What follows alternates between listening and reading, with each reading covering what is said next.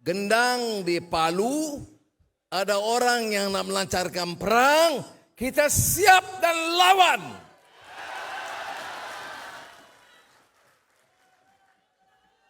Tapi kita kan ada kebijaksanaannya. Sebab itu kita tidak pernah sepanjang lebih 3 tahun Kerajaan Madani tidak pernah menghasut, niat mengkhianati kawan-kawan. Pakatan Harapan tentunya dan kawan-kawan dalam Kerajaan Perpaduan. Kita dengar, kita ubah soal, ada program terpaksa kita lengahkan, mengambil kira semua pandangan. Kalau ikut kelajuan tempo reformasi, banyak yang harus kita lakukan. Tetapi kadang-kadang kita bergerak dengan cermat kerana kita mahu kekuatan itu kental. Dan kita mahu kerajaan itu stabil. Politik harus stabil. Negara harus aman. Dan ini memerlukan kekuatan bersama. Tidak ada sebab mengapa harus kita pecahkan. Melainkan dikhianati oleh mereka. Kita, pengalaman kita, keadilan, amanah DAP, kental. Tidak ada percobaan untuk menghasut, mengkhianati sama satu sama lain.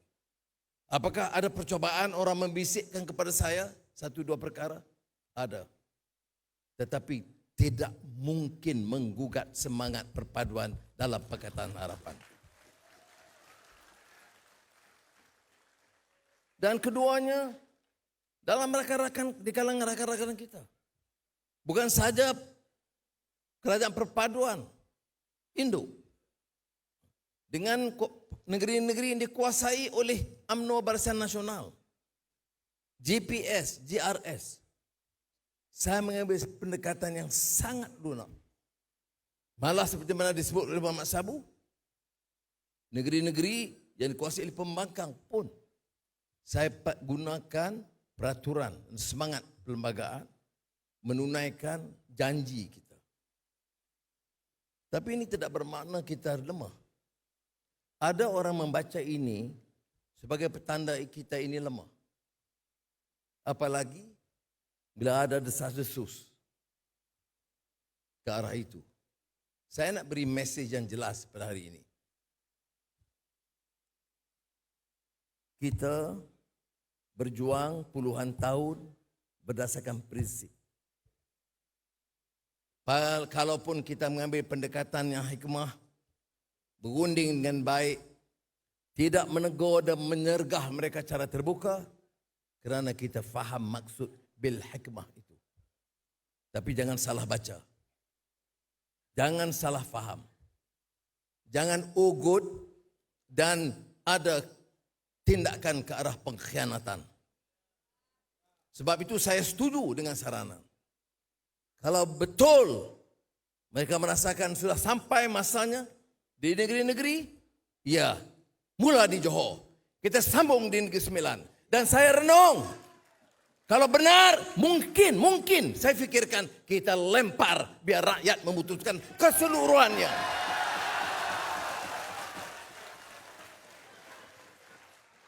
Kita tak makan ugutan.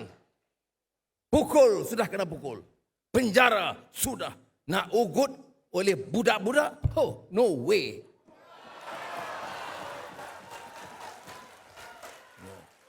Jadi saya nak beritahu.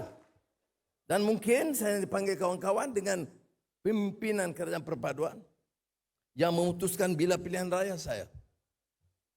Kalau betul, pilih untuk dah lelah dan penat dengan Kerajaan Perpaduan ini, kita kembalikan kepada rakyat untuk menembus mandat. Bukan saja di Johor dan Negeri Sembilan, seluruh negara saya bersedia. Ini anak, ini darah reformasi, pantang dicabar. Lawan tetap. Jelas mesej juga? Ya. Saya nak mulakan untuk menyenarai sepintas lalu beberapa minit. Kerana apa yang kita telah lakukan. Kerana 3 tahun berlalu. Dan kita pun kadang-kadang, rakan-rakan kita pun sibuk nak menjawab serangan. Lupa yang kita lakukan ketimbang apa yang berlaku puluhan tahun. Sebahagian disebut oleh Saudara Anthony Loh. Itu sebahagian. Tak dihebahkan. Tak sampai kepada rakyat. Saya lihat ada pemidato pagi tadi yang membicarakan hal yang sama. Program-program baik pembasmian kemiskinan, SMEs, menarik pelabur, mengekang inflasi, semua meningkatkan pengangguran, meningkatkan latihan. Semuanya kalau banding tahun-tahun kebelakangan ini dengan yang sebelumnya, saya astagfirullahalazim, bukan saya nak takabur. Tapi ini pasukan dalam jemaah menteri ini, pasukan yang bekerja. Bukan pasukan yang merompak kekayaan. Saya nak tanya, kalau ada tuduhan, baik Perdana Menteri atau menteri-menteri dari Pakatan Harapan, sejak jadi menteri itu memunggah kekayaan. Itu isu pokok. Menyebabkan reformasi itu bangkit. Menyebabkan Pakatan Rakyat dan kemudian Pakatan Harapan itu menjadi kukuh. Kerana kita benci dengan kezaliman. Kita benci dengan orang menggunakan kuasa angkuh. Tak pernah cukup. Kumpul kekayaan. Tak cukup 1 bilion, berbilion. Tak pernah puas hati. Dan gunakan kuasa. Gunakan jabatan. Untuk mengakukan kekayaan. Saudara, apapun mereka bicara, ini sudah berjaya kita hentikan di kalangan pimpinan. Dan seperti mana yang diungkapkan oleh rakan-rakan, apakah ia sempurna? Belum. Ada kelemahan? Ya. Ada tindakan yang perlu disegerakan? Ya. Saya tidak pernah nafikan itu. Tetapi kita dah mulakan. Sudah bayang 3 tahun. Belum pernah dalam sejarah kita ambil tindakan yang keras terhadap pembesar-pembesar yang rasuah. Belum pernah. Ada satu kes, yang lain tutup. Tapi kita coba. Apa sudah ingat tidak ada risiko? Saya sebut di Johor ini. Orang yang menjerit di luar. Tanya sebab apa makna reformasi dan pembenteras rasuah. Dia hanya tuju kepada 1-2 yang manusia kerdil. Pernah disebut Tun Tun dan Tan Sri yang mengaut berbilion ringgit. Ya. Termasuk ada peti-peti serpihan kecil di Johor ini. Yang lantang, kononnya mereka jago menentang rasuah. Pernah dengar mereka menegur perasuah-perasuah besar dalam negara kita yang dibicarakan oleh DAP sebelum keadilan ditubuhkan. PAS dan pembangkang selama puluhan tahun. Tidak. Sebab mereka memilih. Saudara, kita harus ingat, jangan kita defensif dan apologetik. Yang belum lakukan, insya Allah kita akan lakukan. Ada kelemahan kita perbaiki. Saya tidak pernah menolak dan menafikan. Mesyuarat jemaah menteri itu bukan 1 jam. Minimal 3 jam, 3 jam setengah. Saya dengar semua keluhan, semua perbincangan. Maknanya ada ruang untuk diperbaiki. Tapi perkara pokok, penguasa besar yang utama, tidak boleh merompak kekayaan rakyat. Tidak boleh diizinkan sama sekali. Dan tindakan diambil. Bagi saya soal tata kelola ini soal yang utama, saudara. Tetapi saya nak mulakan sebagai minta rakan-rakan dalam masa singkat. Hadam ini sebarkan. Pertumbuhan KDNK. Kita mengunjurkan sedemikian, catatannya lebih baik. Angka suku tahun pertama tahun ini 5.4% dalam keadaan ekonomi ini belum menentu dengan Selat Hormuz dan lain-lain.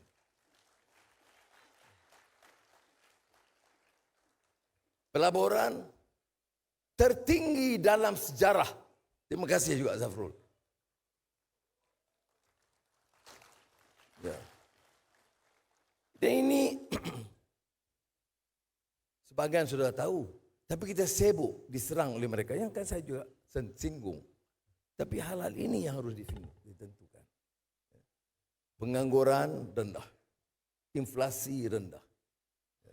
Kemudian sudah tengok angka-angka dari segi daya saing, bursa, pengangguran. Itu angka-angka itu harus dihantam. Kerana kalau tidak diterangkan, orang lebih senang dengar masalah-masalah kecil, masuk titik bengek, dan dia lupa kerangka besar. Berbelas tahun gaji penjawat awam tak pernah dinaikkan. Kita naikkan peningkatan gaji penjawat awam yang tertinggi dalam sejarah. Mudah tidak mudah, kerana menelan belajar yang sangat tinggi. Tetapi kita berikan syarat, prestasi harus lebih baik. Jangan izinkan orang terpaksa menunggu berjam-jam untuk buat pertemuan. Jangan kalau ada kelulusan boleh buat dalam tempoh 1 minggu, jangan minta mereka tunggu 3 bulan. Ini hal-hal yang kita senantiasa pantau, dan dalam syurat Jemaah Menteri kita terus pantau. Jadi saudara, kemiskinan, saya tak pernah singgung mengatakan tidak pernah diuruskan. Sejak zaman almarhum Tun Abdul Razak, memang ada penekanan. Tetapi bayangkan, pimpinan Melayu semua, bicara hidup Melayu semua, menakutkan rakyat. Kalau Melayu ini, jenis ini tak berkuasa, semua akan papa, semua Cina-Cina akan rampak. Mereka berkuasa puluhan tahun. Agenda Bumi Putera, Putera 23, dan program-program Melayu lebih berkesan, lebih bersungguh-sungguh di dalam kerajaan Madani. Orang Melayu harus tahu itu. Dan kita tidak defensif, tidak apologetik, tidak menyorok. Tetapi kalau syarikat-syarikat macam SME yang juga memberi pekerjaan kepada anak-anak Melayu harus didukung. Maka ada 5 bilion dari sumbangan pinjaman kerajaan perbendaharaan, 5 bilion ringgit dari Bank Negara untuk membasmi kemiskinan. Apa tidak ada dulu? Ada. Tapi the most serious program untuk angkat martabat rakyat. 1 tahun 15.5 bilion, bukan kecil. Kita lakukan. STR, SARA, ini lupakan. Dan kita lakukan ini sejak 2023. Bukan seperti bersetengah-setengah negeri. Nak pilihan raya, baru sibuk. Nak pilihan raya, baru agi-agi kepada rakyat. Kita mulakan tahun 2023. Remember that. Kita bukan buat dan lakukan kerana pilihan raya. Kita lakukan sebagai dasar yang konsisten. 2023 kita mulakan. Jadi sudah kena ingat. Sekarang memang orang bergelut. Negeri-negeri yang nak menghampiri pilihan raya, terus cakap. Dan pula kadang-kadang nafikan. Ini semua projek negeri, tidak ada projek persekutuan. Saya nak bagi tahu mereka. Kalau ini dilakukan, saya akan bongkar semuanya. Terangkan kepada rakyat betul-betul. Dan fahami, media kerajaan mesti mainkan peranan, terangkan fakta yang betul. Ada projek yang memang kerajaan persekutuan, ditulis itu projek kerajaan negeri. Ada obat yang diedarkan oleh Kementerian Kesihatan. Mana Tuan Zul? Jawab Tuan Zul, jangan lengah jawab. Mau jadi pemimpin, berani dan jawab faktanya. Jangan lengah-lengah. Ini dah gendang di Palu, terang diisytiharkan. Apa? Di Semenanjung ataupun di negeri-negeri tertentu, saya tidak. Ada pusat-pusat pembangunan. Sarawak itu diberikan untukan kita sebagai energy hub. Dan saya bekerja dengan kerajaan negeri Sarawak. Pergi ke luar negara. Kadang-kadang jadi juru cakap untuk mempromosi kerana rancangan itu baik. Baik untuk Sarawak, baik untuk Malaysia. Sabah, puluh tahun dulu, Pen Borneo tak selesai. Kita tingkatkan dan pesatkan dan tambah peruntukan yang secukupnya. Jadi ini bukan untuk negeri menghadapi pilihan raya. Sabah baru selesai pilihan raya negeri. Tapi kita tumpu pembangunannya seperti itu. Jadi saudara-saudari, itu dari segi pembangunan. Sebab tu Tok Mat tanya pasal Kelantan. Saya kata Kelantan projek apa? Projek tebatan banjir. Sebab kalau harap ahli-ahli parlimen pembangkang ni, di parlimen dia cakap apa? Kita tak Islam. Dia bersyarah apa? Kita ni macam Abu Jahal. Ada juga ahli parlimen yang sebut ambil cukai dari Kelantan, tapi tidak menyalurkan pembangunan bagi Kelantan. Ini adalah zalim. Bodoh. Kemudian dia kata, Perdana Menteri jangan kasar. Ya, kamu hamput aku dajal macam-macam, tak apa. Aku jawab bodoh sikit jadi isu. Apa aku peduli? Saudara kena jawab. Faktanya ke laut. Betulkah kita kutip cukai tinggi daripada Kelantan dan curahkan sedikit untuk Kelantan? Memang tak ada basic economics langsung. Entah apa dia belajar saya tak tahu. Ya. Tapi aku tanya saya, apakah harus kita teruskan pembangunan? Terus. Kerana rakyat menghadapi banjir itu parah. Dia orang susah. Sudahlah susah. Tiap tahun ditimpa banjir. Jadi saya nak pimpin negara ini, kemudian tahu tentang masalah itu, saya tak sanggup. Itu sebabnya saya, walaupun dinasihat berulang kali, saya tak sanggup biarkan rakyat susah. Politik itu kita bertempurlah. Tetapi nasib rakyat, baik saya kata sebagian Cina. Program India, masyarakat India, kita tingkatkan. Dan tiap keputusan kita itu dijadikan isu politik.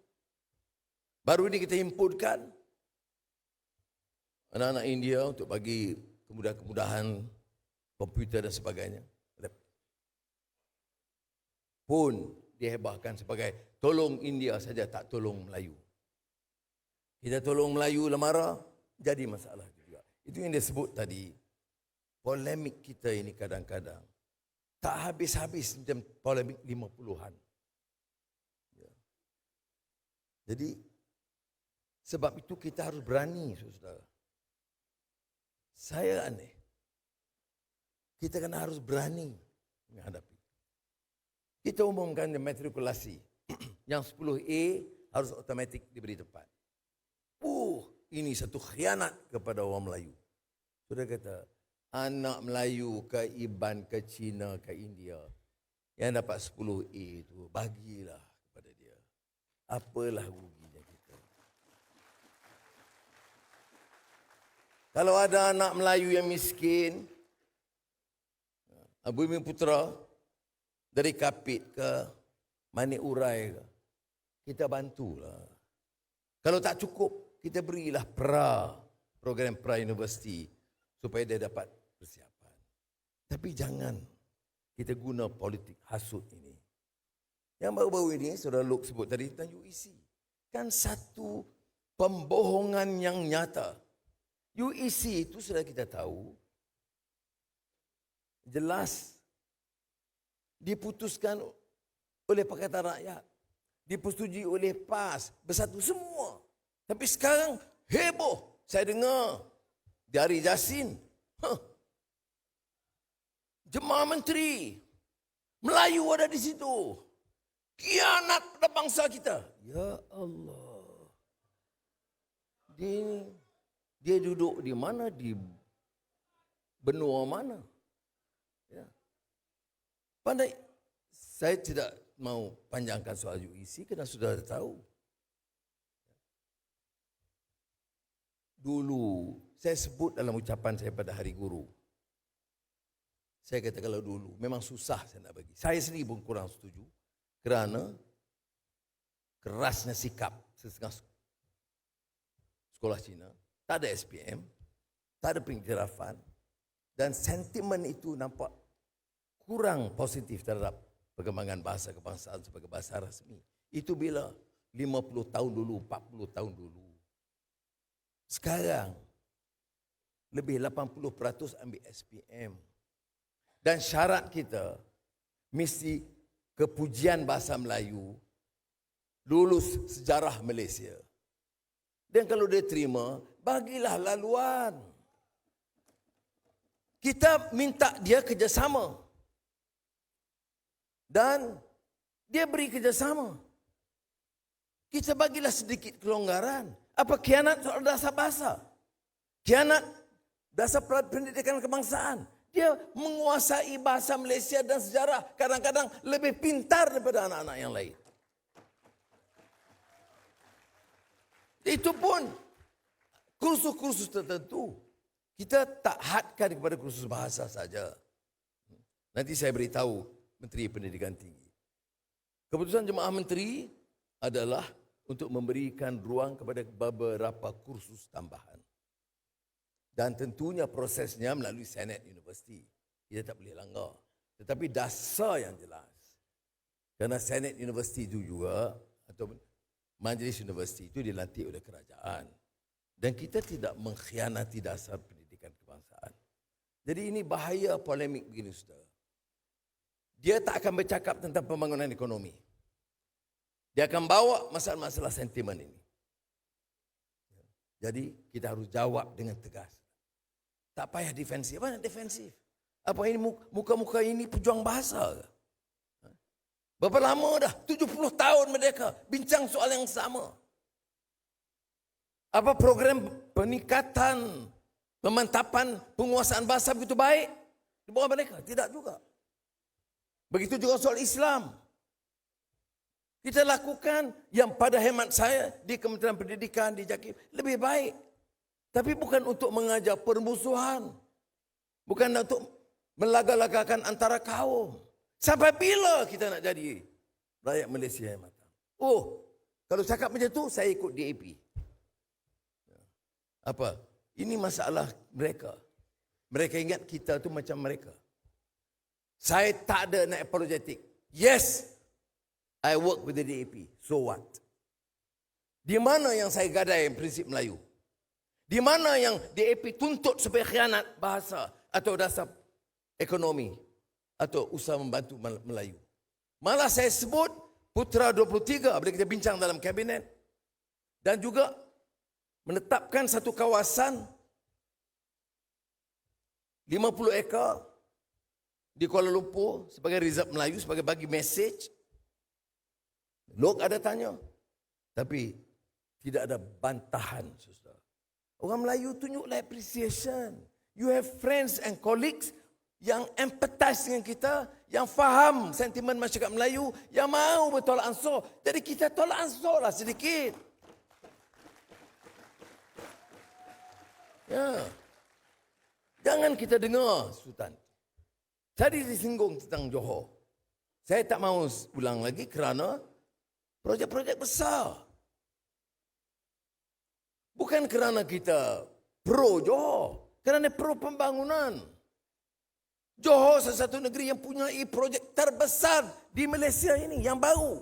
Dalam 3 tahun ini, projek puluhan bilion itu ke negeri Johor. Siapa buat? Kerajaan Persekutuan. Forest City yang mula malap, kita pulihkan. Pelabuhan baru, Maharani, kita sokong. Projek RTS, ART, kita bantu. Apa?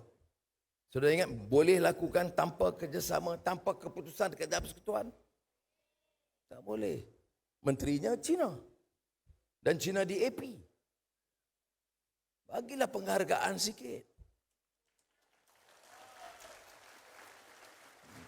Ini bila turun ke bawah, memang orang Melayu tak boleh terima DAP. Melayu mana? Melayu boleh terima orang yang sakau wang. Melayu boleh terima orang yang kayakan keluarga mereka dan rakan-rakan yang berpiliun ringgit.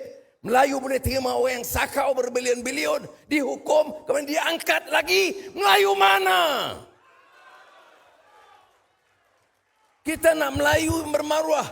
Sebab itu dalam sistem pendidikan, kita kata apa? Ada keterampilan. Ada teknologi baru. Ada AI. Transformasi digital. Tapi mesti ada nilai dan akhlak. Itu dasar kita. Nak ajar anak-anak muda nilai dan akhlak mana ni? Rasuah okey. Kerana geng kita. Nilai apa yang kita nak bawa? Jadi saudara, saya harap kita pertahankan kerajaan kita. Yang sedia bekerjasama, kita sambut dengan baik. Yang rasa nak lawan, kita lawan dengan bersungguh-sungguh. Jadi saya harap dalam menyinggung hal-hal ini, saya harap slide-slide itu diedarkan supaya kita beri pandangan yang lebih jelas kepada rakyat. Ya. Tetapi saya katakan baik MA63, baik 40% untuk Sabah, itu bagi kita bukan isu lagi kerana jemaah menteri dan kerajaan persekutuan komited untuk melaksanakan.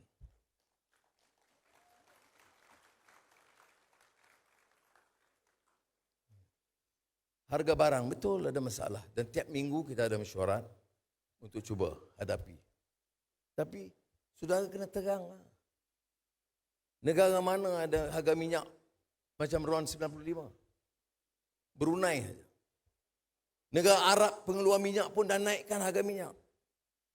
Dan kita hari-hari diserang kita. Hari ini minyak turun. Minyak dah turun. Kamu duduk di benua mana tak tahu. Jadi walaupun sukar. Jadi saya harap saudara faham keperluan kita untuk mengangkat martabat kita. Ini perjuangan kita dalam Pakatan Harapan ini unik saudara. Tanyalah negara mana. Negara mana yang boleh himpunkan Melayu, Cina, India, Iban kadang dalam satu pasukan yang mantap. Malaysia, Pakatan Harapan. Jadi mesej kita harus jelas. Nak selamatkan negara ini, harus ada pimpinan yang membawa mesej ini. Aman, pacu ekonomi, jaga keharmonian semua. Kalau kita bawa sentimen mereka, apa yang mesej terkuat musuh politik ini? Kita diancam oleh China. Itu saja mesej. Cuba tanya ancam di mana? Jangan biarkan pandangan sebegini merosakkan kekuatan negara ini. Seperti mana disebut oleh Saudara Mat, lebih mudah untuk bercerai, menghancurkan daripada membangun. Jangan kita izinkan. Ini bukan soal kecil. Saya lihat seluruh mesej kempen itu, kami tidak boleh bekerja dengan DAP. Dengan MCA boleh. Saya pun aneh. Prinsip apa kamu guna? Moral, corruption, governance. Saya nak bagi tahu, no apologies. Kau nak cakap soal principle, soal governance, or anti-corruption, these are our real friends. Jadi saudara, kita dah dengar, kita dah ulas. Kita setengah dikejutkan dengan keputusan UMNO dan Barisan Nasional nak bertanding di semua kawasan. Saya tidak terkejut kerana kita juga pantau Tapi itu keputusan mereka. Sementara ini, saya tengok pimpinan di peringkat pusat masih baik, masih harmoni. Tapi kalau mereka sudah ambil keputusan untuk bertempur di Johor, jawapan kita harus tegas. Hari ini, Pakatan Harapan mengambil keputusan untuk menjawab dengan tegas. Kalau inilah pilihan mereka, Pakatan Harapan akan bertanding di semua kawasan.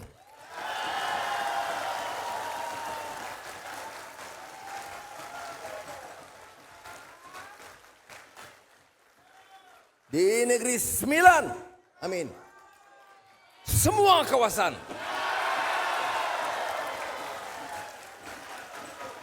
Dan kita pantau seluruhnya. Saya akan bincang kawan-kawan. Apa kita bersedia untuk lakukan segera? Amir di Selangor. Kalau itu keputusan, kita bertanding di semua kawasan di Selangor.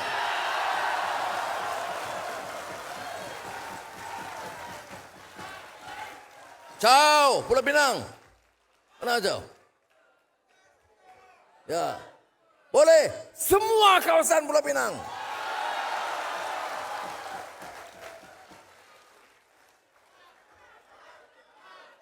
Pahang.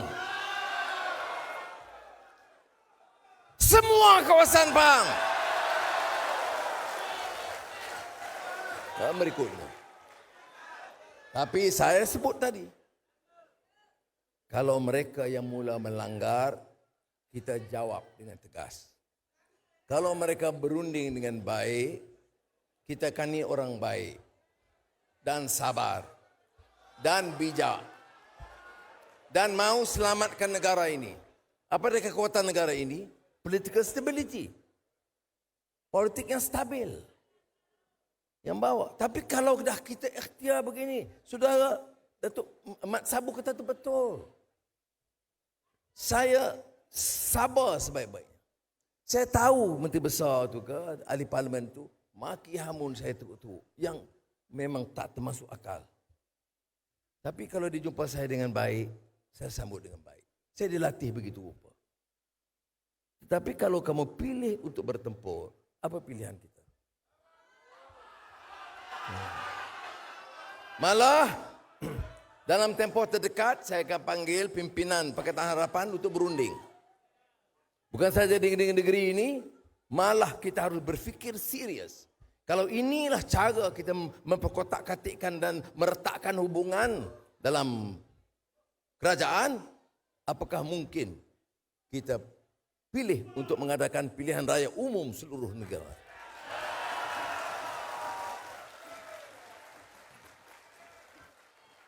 Tapi biarlah kita putus bersama. Tarikh itu keputusan Perdana Menteri.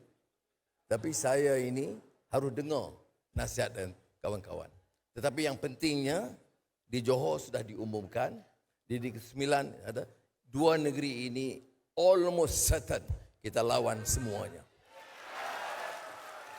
Apakah orang Johor sedia? Negeri Sembilan sedia? Lawan tetap, lawan sampai, membujur lalu melentang. Pakatan. Wassalamualaikum warahmatullahi wabarakatuh.